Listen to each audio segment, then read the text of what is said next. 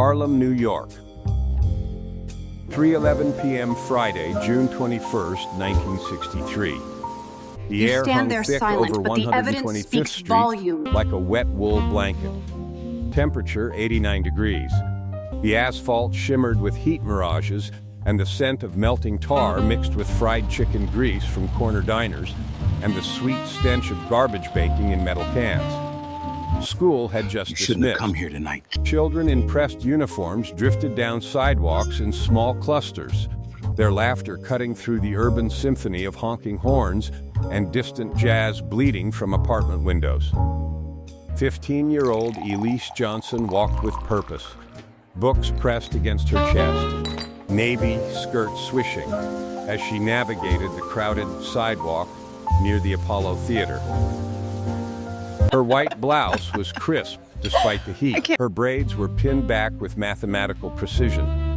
In Harlem, she was untouchable royalty, the daughter of Ellsworth Bumpy Johnson, the undisputed king of the numbers racket, the man who enforced respect when the law refused to protect black women and children. But ignorance is a fatal disease, and arrogance accelerates its progression. Leaning against a dented Buick outside Murphy's Pool Hall was Jerome "Slick" Washington, a 24-year-old small-time hustler from Baltimore who'd been in Harlem exactly 3 weeks. He ran errands for a local numbers runner, collected debts from desperate gamblers, and thought his switchblade and loud mouth made him untouchable. I understand the terms. He wore a burgundy suit 2 sizes too flashy and shoes he couldn't afford. Most importantly, he had no idea whose daughter was walking past him. At 3:12 p.m., Slick decided to speak. "Hey there, sweet chocolate," he called out, his voice carrying across the entire block. "Why don't you come over here and let me show you what a real man feels like?" Elise kept walking. Her grip tightened on her books. Harlem had taught her to ignore predators. Slick stepped off the curb. He followed her half a block, his voice growing louder, more explicit, describing things no child should hear. He used words that stripped away her dignity in public view. When she quickened her pace, he laughed and grabbed her arm. A violation so severe, it sent shockwaves through the watching crowd. "Tell your daddy he can't protect you from everybody," Slick sneered, releasing her only when she pulled away and ran toward her building. The men on the stoops looked away. They knew what was coming. They knew whose daughter had just been violated. They knew that in 72 hours, the only sound Jerome "Slick" Washington would make would be the wet gurgling of a man trying to scream without a tongue. At So I told the cop, p.m., I don't know nothing Slick about lit no a missing cigarette shit. and laughed. He felt powerful. You killed He felt me, you really untouchable. do. He had no idea that eyes were already watching from the barbershop across the street. He didn't know that word was racing through telephone lines toward a penthouse apartment where Bumpy Johnson sat reading the afternoon paper. The response would not be emotional. It would be systematic. It would be surgical. It would be permanent. By Monday morning, sanitation workers would find a human tongue wrapped in newspaper inside a municipal trash can on Lenox Avenue. No fingerprints, no witnesses, no body. Just the tongue and a handwritten note in block letters, "Respect is not negotiable." The story of how Jerome "Slick" Washington lost everything is a warning that history has tried to hide. If you enjoy these deep dives into the Underworld, you can support the channel by buying me a coffee using the link in the description. Your support keeps these investigations alive. Now, let's go back to Friday, June 21st, 1963. Harlem in 1963 operated under 2 systems of law. The first was written in courtrooms downtown by men who never walked these streets after sunset. The second was enforced by Ellsworth Raymond Johnson, and his jurisdiction extended wherever the NIPID refused to You give go. us 10% of the To the tape newspapers, by Friday, he was a racketeer. or you don't To the operate in this FBI, town. he was a high-priority target. But to Harlem's residents, he was something the government could never be: present, protective, and absolutely uncompromising when it came to the safety of women and children. People knew where to find him. Mornings started at Small's restaurant over coffee and eggs. his table always empty except for a folded newspaper and a notepad. Men came with problems, landlords threatening widows, out-of-town crews shaking down store owners, drunks who thought hitting women carried no consequences. Bumpy listened with judicial stillness. He asked short questions. Names, times, places. He filed every insult and violation away like evidence, then rendered judgment without appeal. His operation was sophisticated beyond street-level crime. The numbers racket generated $40,000 weekly, distributed through runners and collectors who understood that precision mattered more than volume. But money was simply the mechanism. What Bumpy truly controlled was order in a neighborhood where official law enforcement treated black citizens as either criminals or irrelevant. His code was absolute. No harm to children, no disrespect to women, no chaos spilling onto innocent civilians. Don't A man who struck his wife would find his right hand broken in 3 places. This is my territory, Bones and set you will incorrectly respect to that. ensure permanent reminder. A dealer who sold near schools would disappear for 72 hours and return with cigarette burns spelling out lessons in pain. The summer of 1963 carried particular tension. Birmingham had exploded in May. Medgar Evers had been murdered in June. The March on Washington loomed in August. In Harlem, police presence was simultaneously overwhelming and useless. Officers patrolled in pairs, hands on weapons, treating every black man as a potential threat while ignoring actual crimes against black women. Stop right there. A white Whatever you woman's think you purse know, you're snatching wrong. triggered manhunts. You have to listen A to black me. It's woman's not safe. assault generated paperwork, filed and forgotten. Into this vacuum stepped Bumpy Johnson, providing protection through intimidation because the law provided nothing but indifference. His reputation for smart violence spread far beyond Harlem. He understood that spectacle attracted heat, precision maintained power. Bodies in alleys brought detectives. Broken fingers, shattered kneecaps, ruined credit, public humiliation sent clearer messages without inviting police invasion. When someone needed complete removal, it was done quietly. Their disappearance blamed on warrants, debts, or bad luck. Yet every fortress has a structural weakness. For Bumpy, that weakness was 15 years old. I'm only going to say this Johnson once. represented You everything he stay out fought of my to preserve. territory, or you Innocence in a won't live corrupt to see world, tomorrow. potential in a system designed to destroy it. He kept her insulated, wrapped in the finest education money could buy, believing his name was a shield, Easy and the now. fear he We knew this inspired wouldn't be was simple. enough to We just need cloak a her moment in to think. permanent It's safety. getting too hot in here. Every hustler, We have to dealer, move and fast. criminal in a 20-block radius understood the arithmetic. Harm to Elise Johnson meant consequences that would echo through generations. Unwritten rules governed everything. Certain families you did not touch. Certain places you did not bring trouble. Certain lines you did not cross. Violating these rules meant you were either new, stupid, or suicidal. On Friday, June 21, 1963, at 4:02 p.m., Bumpy Listen very opened his carefully. apartment door This is the expecting only routine warning you quiet. will receive. Do Instead, exactly he as I found say. Elise at the kitchen table. Mascara streaked down her cheeks, hands Certainly, trembling sir. around a Would you glass like the she dressing on the couldn't side? lift. He And for your poured wine water. selection tonight. He sat. He waited. When she finally whispered what happened on 125th Street, his face remained stone, but his knuckles went white around the glass. And somewhere in Harlem, a dead man continued breathing. At 4:15 p.m., Bumpy Johnson approached the telephone with surgical precision. Emotion was a luxury that led to mistakes, and mistakes in his profession led to prison or graves. He dialed a number memorized years ago, connecting to the barber shop on 137th Street, where information flowed faster than the Niptede could ever move. When Knuckles Davis answered over the believe you buzz just of said clippers that. and conversation, I know, Bumpy but look spoke at your 3 face. words that activated an intelligence network more efficient than anything federal agents could deploy in Harlem. I need information. Marcus Knuckles Davis owned more than a barbershop. He operated a centralized database of street intelligence. 12 years as a heavyweight boxer had left his hands gnarled, but his memory photographic. At 4:17 p.m., he dispatched his network, men on stoops, dice shooters in alleys, the Shushin kid outside Murphy's pool hall.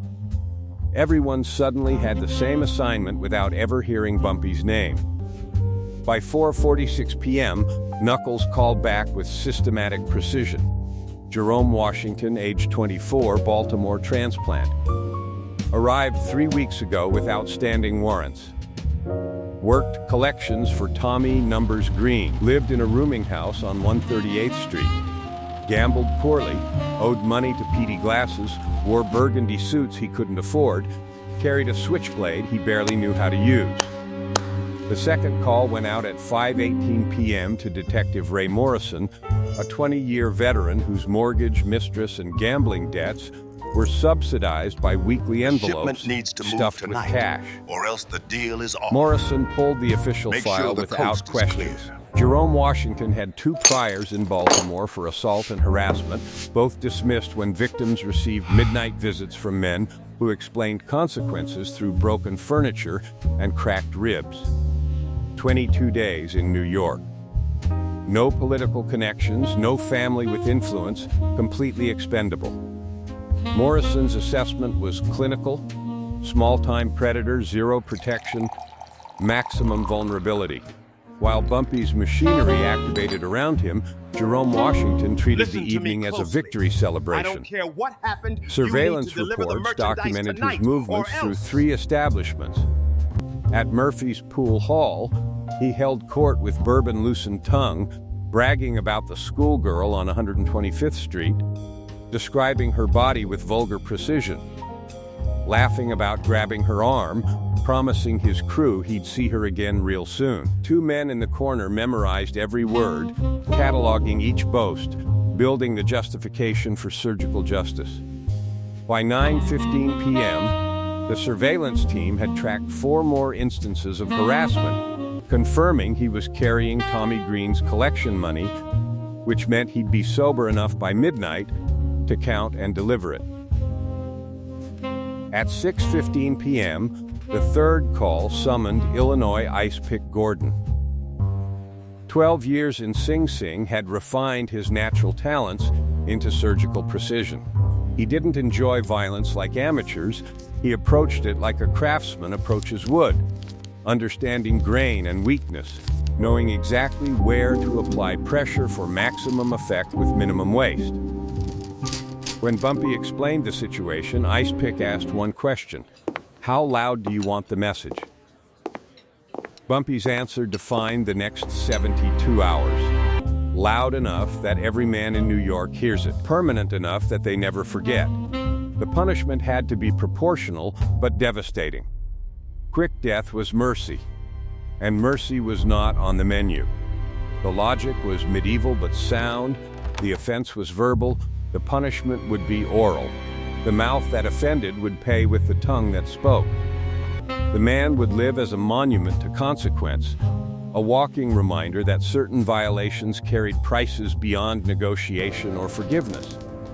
At 11:30 p.m., Ice Pick left Bumpy's apartment carrying a small leather satchel containing surgical pliers, a straight razor, medical gauze, and a handwritten note in block letters. The ticker began, 68 hours and 29 minutes until the deadline. 6 blocks away, Jerome Washington ordered his 4th whiskey, toast completely unaware he was already a dead man talking. To the beginning. Saturday, June the 22nd, 9:45 p.m., Jerome Slick Washington stepped out of a cramped tenement on 135th Street with $1,800 in cash pressed flat inside a leather satchel that burned against his ribs like stolen fire. Collections for Tommy Numbers Green, totaled and counted twice, policy slips, bar debts, emergency loans from desperate men betting grocery money on 3-digit dreams. Every dollar belonged to someone else. But the weight of it made Slick feel dangerous, important, like a player in a game he was too small to understand. The money represented power he didn't possess and problems he couldn't solve. P.D. Glasses wanted $400 back with compound interest that grew daily like cancer. A woman in Baltimore wanted child support for a son Slick pretended didn't exist. The rooming house wanted 3 weeks' rent. The arithmetic of desperation was simple. He needed a miracle disguised as opportunity, and miracles in Harlem always came with blood attached. Kid. Outside Lenox Lounge, Illinois Ice Pick Gordon materialized from the shadows with practiced casualness, lighting a cigarette like a man with nowhere particular to be. His approach was calibrated with surgical precision. Friendly but not familiar, respectful but not subordinate. He nodded at Slick with the acknowledgement one professional gives another, establishing immediate credibility through body language that couldn't be faked. Jerome Washington, right? Ice Pick extended his hand with genuine warmth. I've been hearing good things about your work ethic. Some people I represent have been watching you, think you might be ready for bigger opportunities. Slick's suspicion activated immediately, hardwired from years of street survival. Nobody offered opportunities without angles, and angles in his world usually involved handcuffs or body bags.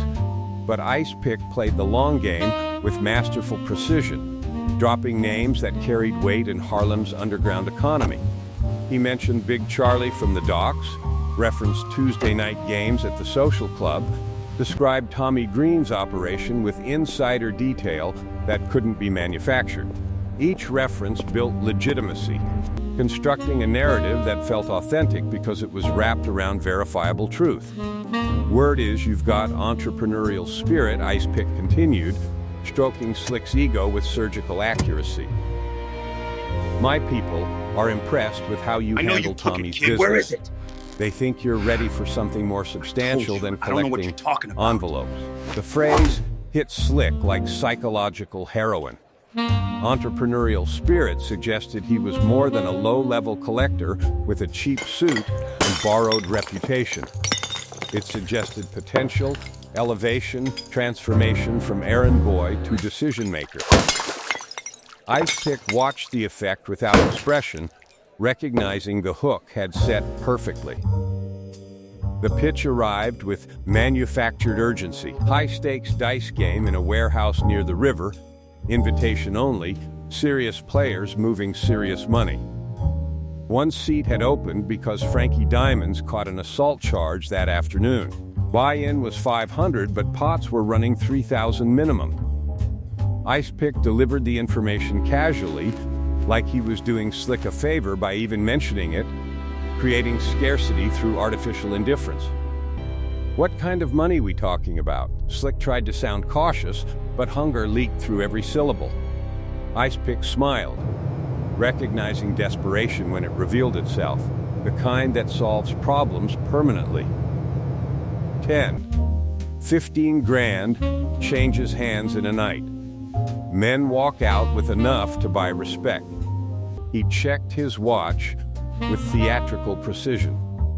Game starts at midnight. You in or you out? Because I got 2 other names if you're not interested. The urgency was manufactured but effective. Slick's pride couldn't tolerate being second choice, and his desperation couldn't afford to pass up salvation. The internal calculator activated, double Tommy's money, pay back P.D. Glasses, keep the profit, transform his life in one evening. Logic screamed warnings about setups and double crosses, but greed had always been louder than wisdom. At 11:47 p.m., Slick followed Ice Pick through 3 blocks of industrial darkness toward East Harlem, expecting to find cigars and dice and the possibility of changing his life forever.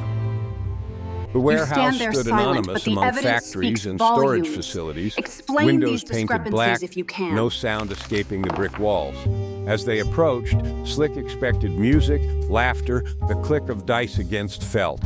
Instead, the silence was absolute, heavy as a funeral shroud. Ice Pick unlocked the heavy steel door with a key that suggested ownership rather than invitation. They stepped inside.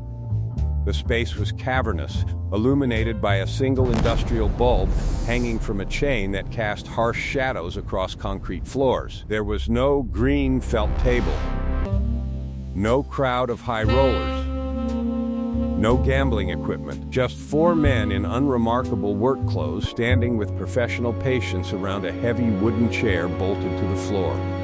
Beside it, a metal tray held tools arranged with terrifying symmetry: pliers, gauze, a straight razor, rope, a bucket of water. Comprehension arrived too late. Slick's hand flew to his jacket pocket, reaching for the switchblade that had given him confidence on dark streets. His fingers closed on empty fabric. Ice Pick smiled coldly, producing the knife from his own pocket. He had lifted it an hour ago during their friendly handshake, a pickpocket technique perfected in reform school decades earlier. Before panic could become action, rough hands seized Slick's arms. He was forced into the chair, zip ties biting into his wrists and ankles, securing him to wood and metal with inescapable finality. The warehouse door closed behind them with a metallic thud that sealed away the world. At 12:03 a.m., a side door opened with judicial precision. Ellsworth Bumpy Johnson walked in wearing a charcoal suit pressed to Order in perfection, the court. carrying a folded newspaper under his arm like a commuter heading to work. He didn't look angry. He didn't look violent. He looked like a judge entering chambers to deliver a sentence that had already been decided. He pulled up a metal stool, sat directly across from the terrified young man, and placed the newspaper on his lap with deliberate ceremony. For 30 seconds, silence did the work. Then, Bumpy spoke, his voice stripped of anger, stripped of mercy, carrying only the cold weight of absolute judgment. You used your mouth to violate a child. Now we discuss consequences. From 12:05 a.m. to 2:30 a.m. On Sunday, June 23rd, the warehouse in East Harlem functioned as a courtroom without appeals, an operating theater without anesthesia. What transpired inside never appeared in official records, surviving only through fragments pieced together from witness testimony provided by men who officially did not exist, From now and on, forensic you evidence answer to that me. told a story Understand? of methodical justice Every move you administered make, outside legal I'll be boundaries. Bumpy Johnson's interrogation began not with threats but with surgical precision. He unfolded the newspaper across his lap, smoothing each crease with hands that had signed death warrants without trembling. His voice carried no rage, no elevation, just a cold recitation of facts that would justify what came next. He recounted exactly what Listen Jerome closely, Washington had done on because I'm Friday only going afternoon, to say this down to the minute once. and syllable. Friday, June 21st, 3:12 p.m., outside Murphy's Pool Hall. You called my 15-year-old daughter sweet chocolate. You described sexual acts to a child in public view. At 3:13 p.m., you grabbed her arm when she tried to walk away. You told her that her father couldn't protect her from everybody. Each detail landed with judicial weight. This wasn't street violence born from impulse. Get your hands off This me! was systematic enforcement disguised as conversation. Slick cycled through every method of survival available to desperate men. Denial came first, automatic and pathetic. He claimed mistaken identity, insisted faulty memory, blamed alcohol and confusion. The lies dissolved under Bumpy's unwavering stare and the weight of documented evidence. Bargaining replaced denial with frantic velocity. He offered the $1,800 in Tommy Green's collection bag, promised to leave New York permanently, rattled off information about policy routes and corrupt cops with the desperate energy of a drowning man grabbing debris. When bargaining collapsed, begging took over with humiliating speed. Slick's voice cracked into pleading that stripped away whatever masculinity he'd constructed from violence and bravado. He cried, promised reform, invoked God and mothers and second chances. The performance was genuine but irrelevant. Finally came hollow threats about Baltimore retaliation and Tommy Green's protection, empty words from an empty man that everyone recognized as bluff. Bumpy remained unmoved throughout each desperate gambit, his expression carved from granite. He let the silence work for 30 seconds before delivering the lesson that justified everything. This isn't about money. This isn't about territory. This is about teaching respect to a generation that forgot how to learn. Then he presented the choice with mathematical clarity. Look what you've done, you imbecile. Option 1, this suit cost a disappear fortune. completely into the Get East the River, manager now. weighted chain and dark silence, total erasure from existence. Option 2, lose the tongue and live as a permanent warning, a walking demonstration of consequences for men who use their mouths to degrade I understand protected the children. terms. Survival I just instinct don't agree with the overpowered risk. dignity. Slick chose life, not understanding that surviving this would be worse than dying, that breathing and existing were not the same as living. At 1:45 a.m., the procedure began with medieval brutality executed through modern precision. Illinois Ice Pick Gordon approached with the efficiency of a field medic who'd learned anatomy through violence rather than textbook. No anesthetic, no mercy. The surgical pliers and straight razor were arranged with terrifying symmetry. We actually did it. Howls controlled bleeding. Slick screams were muffled by wooden wedges and concrete walls that had witnessed worse. Throughout the surgical removal, Bumpy remained seated, smoking a Cuban cigar with methodical calm. He did not flinch, did not look away, did not revel in the spectacle. This was not entertainment. This was enforcement administered with the detachment of a judge observing necessary surgery. By 2:30 a.m., Jerome Washington was unconscious but breathing. His pulse was weak but stable. The severed tongue was wrapped I told you to carefully in handle this. newspaper, Now look what happened. preserved like Don't evidence. make me come find The you. handwritten note was prepared in block letters that couldn't be traced. Respect is not negotiable. Bumpy stood, adjusted his suit jacket with habitual precision, and walked toward the warehouse door. He paused at the threshold, turned back to Ice Pick, who was cleaning instruments with surgical detachment, and delivered final instructions with quiet authority that would echo across state lines. Make sure he understands the geography lesson. Drop him in Baltimore territory. The tongue stays in Harlem. The message travels both directions. Monday, June 24th, 6:15 a.m.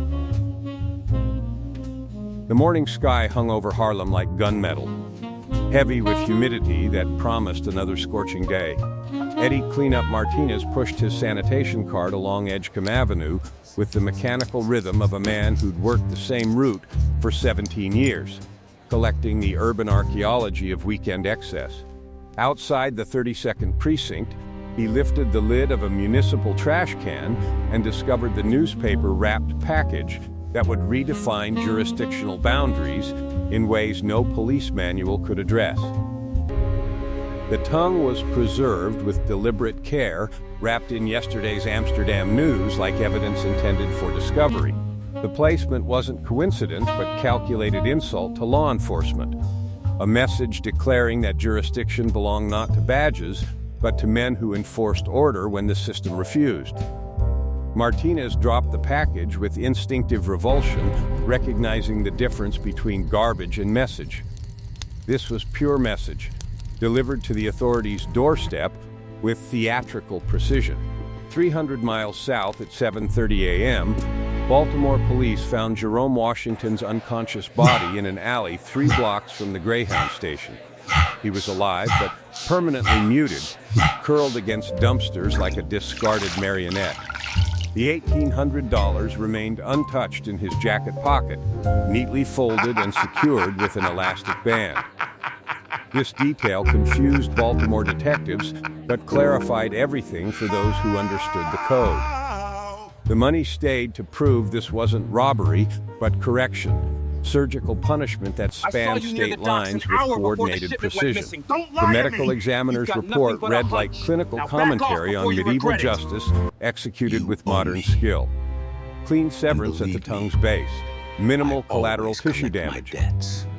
Professional technique designed to preserve life while permanently removing function. Whoever performed the procedure understood anatomy better than most trauma surgeons, knew exactly where to apply force, how to control bleeding, how to inflict maximum consequence with calculated mercy. The examiner noted in disturbed language that this wasn't mutilation born from rage, but surgical removal executed with terrifying competence. Detective Ray Morrison caught the case in Harlem at 8:15 a.m., immediately recognizing Bumpy Johnson's signature style. Proportional brutality, symbolic punishment, geographical messaging that demonstrated reach beyond neighborhood boundaries. Morrison followed protocol with bureaucratic precision. Conducting interviews he knew would yield nothing, Are the rumors true filing about reports the that GNN report? documented systematic silence. The investigation was thorough for appearances, but everyone understood the result. No prints, I heard no the news. witnesses, Congratulations. no suspects. I'm so proud of you. Harlem had witnessed justice administered and had no interest in assisting an institution that routinely failed them. Word spread through the community with viral efficiency. By noon, every barbershop, pool hall, and street corner transmitted the story with embellishments that somehow made the truth more accurate. Every hustler, pimp, dealer, and street corner philosopher understood what happened and why. The narrative was simple enough for children, but profound enough to reshape behavior permanently. Tommy Numbers Green received the news while counting policy receipts, his first instinct retaliation, until he learned whose daughter had been violated. The mathematics of survival overwrote the mathematics of pride. Senator, By are you afternoon, gonna Green resign? had publicly severed What all about the ties with allegation? Jerome Washington, We demand an telling answer anyone who regarding the asked that investigation. Slick got what he deserved and that some lessons required blood to be properly understood. The community response was immediate and What's measurable. your comment on the allegations? Mothers walked Are the with their rumors true? daughters a little straighter, knowing Why are you protection here, existed sir? when Give police us a provided statement. none. Men lowered their voices around young women, remembering that certain violations carried prices beyond negotiation. The unwritten code of respect was reinforced without speeches or manifestos, transmitted through fear and example in ways legislation could never accomplish. At 3:11 p.m., exactly 72 hours after the original incident, Elise Johnson walked home from school along the same route on 125th Street. The temperature remained identical. The same men sat on the same stoops, but the atmosphere had transformed completely. Eyes that had witnessed her father's brutal enforcement now tracked her passage with careful respect. Heads nodded in acknowledgement. Voices quieted as she passed. The corner where Jerome Washington had grabbed her arm was conspicuously empty, as if the concrete itself remembered what happened to men who forgot where certain lines existed. The lesson had been learned, written in blood and silence, enforced by a father's love expressed through surgical violence. And Harlem would never forget. The official investigation into the severed tongue and mutilated man in Baltimore remained technically open through the summer, generating paperwork that documented systematic failure with bureaucratic precision. Detective Morrison conducted 53 interviews across 2 weeks, compiling testimony that read like coordinated amnesia. Witnesses saw nothing. Neighbors heard nothing. Business owners remembered nothing. The silence wasn't born from fear alone, but from calculated understanding that street justice had accomplished what badges and courtrooms never could. A community that had survived police neglect for generations was not about to dismantle the only system that protected its women and children. By July, the case file was transferred to cold storage, buried under murders that mattered more to downtown administrators who measured crime statistics without understanding community dynamics. Jerome Washington survived, technically. Baltimore surgeons stabilized him, cleaned the wound, and kept him breathing. But existence is not life. He became a ghost in his own existence.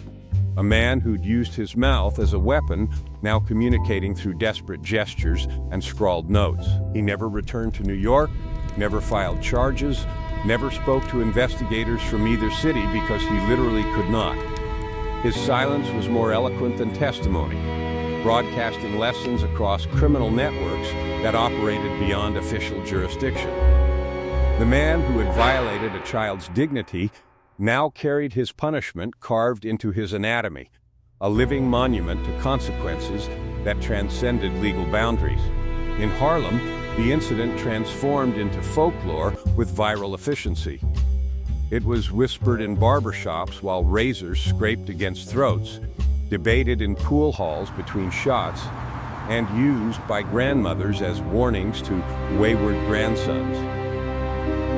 The phrase, "You see what happened to that boy from Baltimore?" That's what happens when you forget where you are, became shorthand for ultimate boundaries. The story evolved through retelling, details sharpening into mythology that served communal purpose. It wasn't about celebrating violence, but establishing consequences in a world where official law provided none for black women and children. Bumpy Johnson's philosophy rejected the criminal label imposed by institutions that criminalized survival while ignoring systemic oppression. He saw himself as community protector, filling voids left by institutional racism and police indifference. To him, enforcement wasn't sadism but necessary correction in a society where black women existed outside legal consideration. The moral calculus was brutal but simple.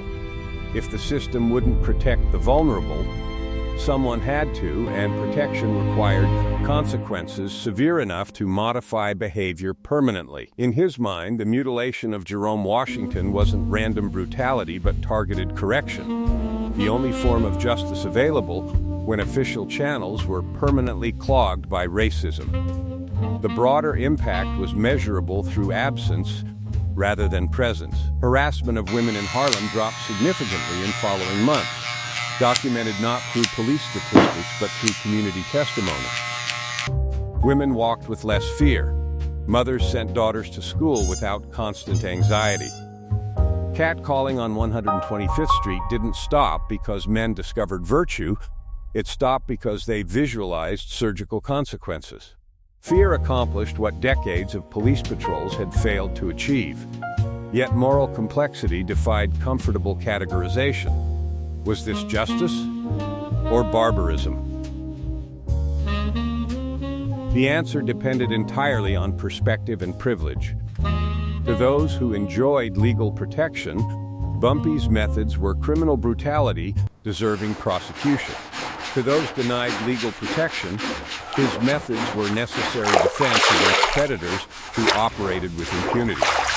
In a world where black women and children had no institutional recourse, where assault generated paperwork but no arrests, vigilante enforcement wasn't preference, but survival mechanism.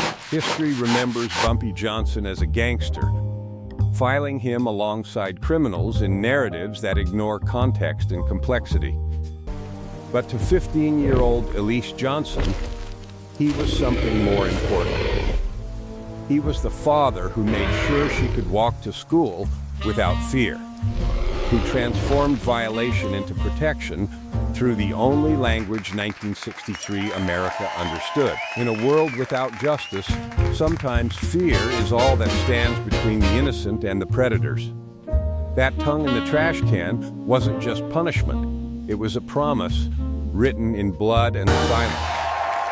And in Harlem, Bumpy Johnson's promises were always kept.